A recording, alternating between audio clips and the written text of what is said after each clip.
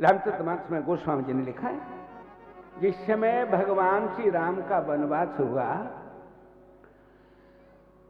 सीता को साथ लेकर के अनुसुईया के आश्रम, ये कथा में इसलिए लाया हूं यहां तक क्योंकि कथा को विश्राम उत्तानपाद राजा और प्रिव्रत का जन्म होने के बाद विश्राम दे देता, तो ये जो चरित्र आ रहा है उसको आप सुबह इतनी जल्दी दोपहर 12 बजे नहीं आ पाती और न सुन पाती, ये कभी का निकल गया होता। इसीलिए आप इसको ध्यान से सुने। अनुसुईया के आश्रम में सीता जब पहुंची हैं तो स्वयं भगवान राम ने सीता से कहा है कि हे सीता, अनुसुईया शेष पतिव्रता स्त्री है, इनके पास बैठ करके कुछ शिक्षा लो। तो अनुसुईया ने सीता को शिक्षा नहीं बल्कि सीता के बहाने से संसार की स्त्रियों को शिक्षा दी है। और उसके लिए आप ये नहीं सोचें कि ये सब शिक्षा पुराण में हमारे लिए लें कि कुछ आदमी नहीं के लिए हुए, कि सब शिक्षाएं हमारे लिए दी गई हैं। ये सब शिक्षा आपके लिए इसलिए हैं कि आप अपने को स्त्री नहीं समझें कि मात्र मैं स्त्री हूं। आप स्त्री के साथ साथ एक मां हैं जिनकी कुछी से हम जैसे बालकों का जन्म होता है। अगर मां का चरित्र श्रेष्ठ होगा तो संतान भी चरित्रवान पैदा होगी। मां का अगर आचरण अच्छा नहीं है, बेटी के ही सामने अपने पति से तू तड़ाक बोल रही है, उल्टी सीधी कह रही है, क्या इसका असर बेटी पर नहीं पड़ेगा? बेटी नहीं समझेगी शायद पतियों के साथ ऐसा ही व्यवहार होता होगा। मैं भी जब विवाह होके जाऊंगी तो ऐसे ही पति से तू तड़ाक बोलूंगी, चाहे जैसे कहूंगी मेरी माँ भी तो कह रही है पिताजी से। कौन सिखा रहा है? अगर आपका आचरण श्रेष्ठ होगा तो संतान का आचरण निश्चित रूप से श्रेष्ठ होगा। है? एक माँ ऐसी होती है जो बेटी विदा होती है तो कहती है, बेटी जीवन में सबको जो सुखी रखना, किसी को तुझसे कोई कष्ट नहीं हो, सबकी सेवा करना, और विशेष करके अपने उस सास की सेवा जरूर करना जिसने 9 महीने तक अपने बेटे को अपनी कोख में रखा। बेटी बहुत प्यारी होती है उसको, लेकिन बेटी चाहती नहीं है कभी।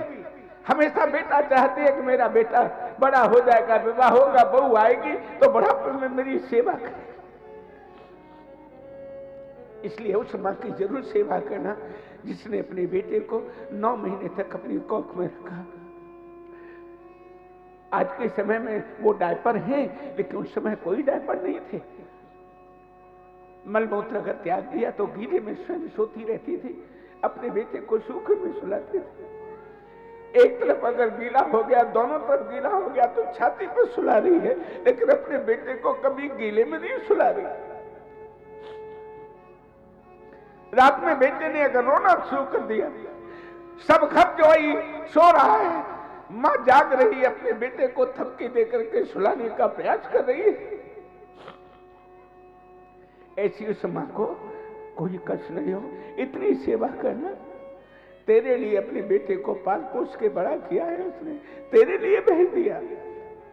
तेरी जवान अवस्था बुढ़ापे का सहारा है उसका बेटा, इसलिए उस मां को कोई कष्ट नहीं हो। वो शिक्षा देकर के मां भेजती है। ये अच्छे संस्कार हैं। एक मां ऐसी भी होती है जो बेटी से ये कह करके भेजती है कि दब के मत रहियो सास से। अगर 4 कहे तो 8 सुना। एक बार सास दबाए राखी तो जीवन भर तक दबी रहेगी, फिर कछु नहीं कह पाएगी। एक वो भी मां होती है जो ये शिक्षा दे करके भेजती है, लेकिन वो ये नहीं छोड़ती कि जो तुम्हारे घर बहू है, इसकी मां ने अगर यही शिक्षा दे करके तुम्हारे लिए भेजा हुआ कि तू अपनी सास से दब के मत रहियो, तुमसे तुम्हारी बहू अगर किसी प्रकार से कुछ कहे तुम्हें कैसा लगेगा? है? ये नहीं सोचा कभी? अपनी बेटी को शिक्षा दे दब के मत रहियो, और तुम बहू को दबा करके रखना चाहती हो कि मेरी बहू मुझसे दब के रहे। ऐसा कैसे हो सकता है? इसलिए सब शिक्षा स्त्रियों के लिए ही है। और समय पर गोस्वामी जी ने रामचरितमानस में लिखा है, व्रत रोग जड़ धन हीना, व्रत रोग जड़ धन हीना, अंध बधिरे क्रोधी अति दीना, अंध बधिरे क्रोधी अति दीना।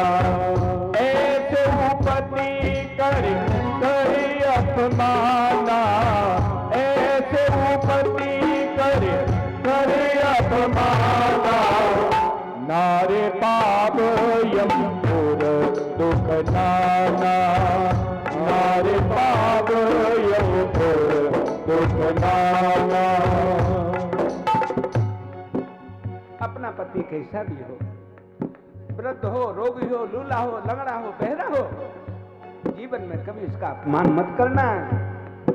ये सोच करके मत करना कि कम से कम जैसा भी है हमारे सामने तो है, हम सौभाग्यवती कहलाने के अधिकारी तो हैं, श्रृंगार करने के अधिकारी तो हैं, इसलिए सम्मान करना है। जिसके सहारे से हमारा जीवन व्यतीत हुआ, हमारी जवान अवस्था और बुढ़ापे का मेरा सहारा है, वो भगवान पति पीछे है, ये पहले है मेरा पति। पति कहते हैं पालन करने वालों को, ये मेरा पालन करते हैं तो सबसे पहले ये मेरा भगवान है, वो बाद में है। इसके बाद उत्तम के बस असमन माही, उत्तम के बस असमन माही, सपने आन पुरुष जग नाई, सपने आन पुरुष जग नाई।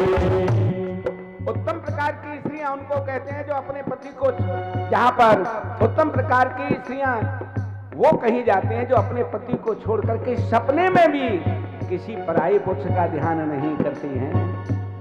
चलिए आपकी संतुष्टि के लिए इसी चौपाई का उल्टा अर्थ पुरुषों के लिए किए देते हैं, जिससे आपको संतुष्टि हो जाए कि हमारे लिए नहीं कहा जा रहा है, पुरुषों के लिए भी कहा जा रहा है।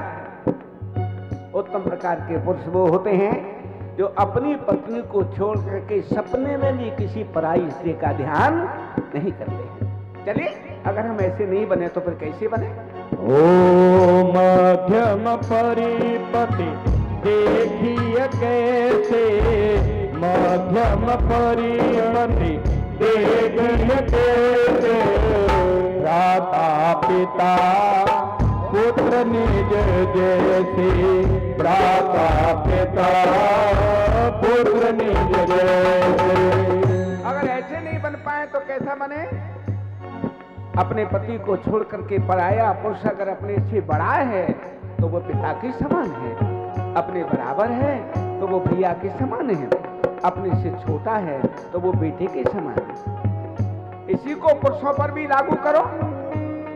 मध्यम प्रकार के पुरुष वो होते हैं, ये मध्यम प्रकार की स्त्रियां बताई। दूसरे नंबर की स्त्रियां कि जहां अपने पति को छोड़ करके पराया पुरुष अपने से बड़ा है तो वो पिता के समान, अपने बराबर है तो भैया के समान, अपने से छोटा है तो वो बेटे के समान। ऐसे ही इस चौपाई को उल्टा करके पुरुषों के लिए ले लो। मध्यम प्रकार के पुरुष वो होते हैं जो अपनी पत्नी को छोड़ करके पराई स्त्री अपने से बड़ी है तो वो माँ के समान, अपने बराबर है तो वो बहन के समान, और अपने से छोटी है तो वो बेटी के समान है। भैया जो व्यवहार हम अपने लिए चाहते हैं वही हमें दूसरों के साथ करना चाहिए। हाँ, जो व्यवहार हम अपने लिए चाहते हैं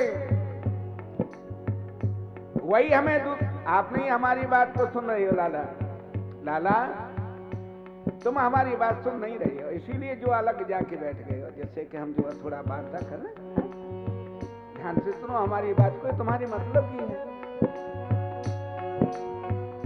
मध्यम प्रकार के वो पुरुष होते हैं जो अपनी पत्नी को छोड़ करके पराई स्त्री अगर अपने से बड़ी है तो वो माँ के समान है, अपने से छोटी है, अपने बराबर है तो वो बहन के समान है, अपने से छोटी है तो वो बेटी के समान है। भैया जो व्यवहार अपने लिए आप चाहते हो वही दूसरों के साथ तुम्हें करना चाहिए। हम तो ये चाहें कि हमारे परिवार की तरफ तो कोई बुरी नजर नहीं करे, हम तो ये चाहें कि हमारे परिवार के किसी सदस्य महिला से कोई हंसी दिलगी नहीं करे, हैं? और हम चाहे किसी से भी करें, हम चाहे किसी भी तरफ अपनी बुरी नजर करें। इसलिए जो व्यवहार आप अपने लिए चाहते हो वही दूसरों के साथ करिए। और इसके उपरांत में आगे हो धर्म विचारी समुझ को लड़ाई, धर्म विचारी समुझ को लड़ाई, सोनी त्रस्त प्रिय श्रुति यश कही सोनी क्षत्रिय श्रुति यश कही। धर्म विचार कर, क्या धर्म विचार कर? अगर हमने कोई गलत रास्ता अपनाया तो हमारे दोनों कुलों को कलंक लग जाएगा, पिता के कुल को भी और पति के कुल को भी। न तो हमारे पति समाज के सामने सिर उठा के चल पाएंगे, न हमारे पिता जो है समाज के सामने सिर उठा के चल पाएंगे। तो जीवन में स्त्रियों को कोई ऐसा गलत कदम नहीं उठाना चाहिए जिससे दोनों कुलों को कलंक लग जाए। इसके बाद हो बिनु अवसर भय से रह जोई, बिनु अवसर भय से रह जोई, ज्ञान हुआ धर्म नारी जग सोई, ज्ञान हुआ धर्म नारी जग सोई। ओ पति पंचक हो पति पंचक पति रत करही, पति पंचक परि पति रत करही, रौरव नर संकल्प सत परही, रौरव नर संकल्प सत परही। चौथे प्रकार की स्त्रियां भयवश सादगी के साथ जीवन बता दिया, भय के कारण किसी गलत रास्ते को नहीं अपना पाया। चलिए तब तक भी ठीक है, चरित्र को शेष बना के रखा, चित्र में कोई दाग नहीं लगने दिया। लेकिन चारों प्रकार की स्त्रियों में मध्यम प्रकार की स्त्री बनकर के रहने में कोई कठिनाई नहीं है। मध्यम परिपथ देखिए कैसे, भ्राता पिता पुत्र निज जैसे। मध्यम प्रकार की स्त्रियां उनको कहते हैं पति को छोड़ करके पराया पुरुष अगर अपने से बड़ा है तो वो पिता के समान है, अपने बराबर है तो वो भैया के समान है, अपने से छोटा है तो बेटे के समान। इस दृष्टि को बना करके रखने में कोई कठिनाई नहीं है। मन में किसी प्रकार का कोई विकार नहीं है, कोई भी विकार नहीं है, तो कोई संकोच भी नहीं है बात करने में। लेकिन अगर मन में थोड़ा भी विकार आ जाएगा तो वार्ता करने में भी संकोच लगेगा। इसलिए व्यक्ति को अंदर से बिल्कुल स्वच्छ और पवित्र होना चाहिए। जिस प्रकार से अपने परिवार को जिस दृष्टि से देखता है उसी दृष्टि से पड़ोसी के परिवार को भी देखना पड़ेगा, तभी हमारा समाज में किसी प्रकार का कोई भी विकार नहीं उत्पन्न हो सकता। और देखिए कितनी भय की बात जो है स्पष्ट कर दी है गोस्वामी जी ने। जो स्त्रियां अपने पति को छोड़ करके पराई पुरुषों के साथ में विहार करती हैं, ऐसी स्त्रियां 100 कल्प तक रौरव नरक में जा करके वास करती हैं। इसलिए अपने बच्चों के चरित्र को श्रेष्ठ बनाइएगा। देवहूति ने बताइए मंडलिक राजा की कन्या होते हुए भी झोपड़ी में रह करके, और एक बड़ी सुंदर और कथा है इसमें कि जहां 1 वर्ष विवाह के बाद समाधि में बैठ गई करदम जी, और समाधि कब तक लगी रही? जब तक वो देवहूति बूढ़ी हो गई, श्वेत बाल हो गए। उसके शादी के 1 साल बाद समाधि में बैठ गए। बीच में मनु महाराज आए भी और बेटी से कहा कि तू अकेली क्या करेगी, ये तो न जाने कब समाधि खुलेगी इनकी, चल वहां महलों में रहना। मना कर दिया देवहूति ने। ऐसी संकट की घड़ी में मैं पति को छोड़ के जाऊंगी है? इस समय तो मुझे निश्चित रूप से पति के ही पास रहना है। मेरे पति की समाधि कोई खोल नहीं दे, कोई हिंसक जीव नहीं आ जाए। पिताजी आप अपने महलों में जाइएगा, मैं जीवन इन्हीं के साथ बिताऊंगी, उस झोपड़ी में ही रहूंगी, यही मेरा महल है, आपका महल मेरा महल नहीं है। बूढ़ी हो गई देवहूति, उस समय पर आंख खुली, समाधि खुली और सामने बूढ़ी औरत को देखा। पूछ रहे हैं करदम जी कौन हो तुम? देवहूति ने कहा तुमने नहीं पहचाना, मैं तुम्हारी पत्नी देवहूति।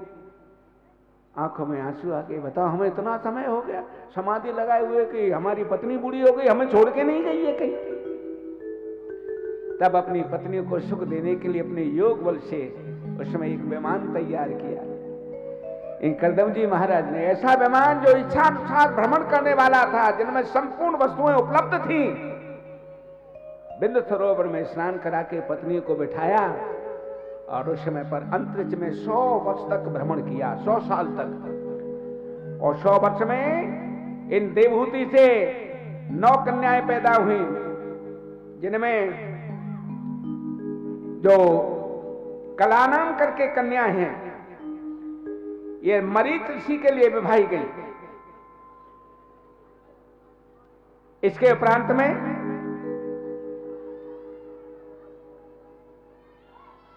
अंशिया, जो अभी जिनका वर्णन किया गया है, जो अंशिया कन्या हैं, ये अत्रि महाराज के लिए विभाई गई। अरुंधति वशिष्ठ जी के लिए विभाई गई। ख्याति भृगु महाराज के लिए विभाई गई। जो जो श्रेष्ठ ऋषि हैं, उन श्रेष्ठ ऋषियों के साथ में अपनी बेटियों का विवाह कर दिया। और तदोपरांत उन बेटियों के विवाह उपरांत में करदम जी महाराज जाने के लिए थे वन में, लेकिन रोक लिया उस समय पर देवहूति ने कि मुझे एक पुत्र रत्न की प्राप्ति हो जाए, फिर आप भले ही वन चले जाएं भजन करने के लिए। तब वहां रुके और कुछ समय उपरांत इनके यहाँ पर स्वयं भगवान का अवतार हुआ, जिनका नाम था कपिल भगवान। बोलिए कपिल भगवान की जय।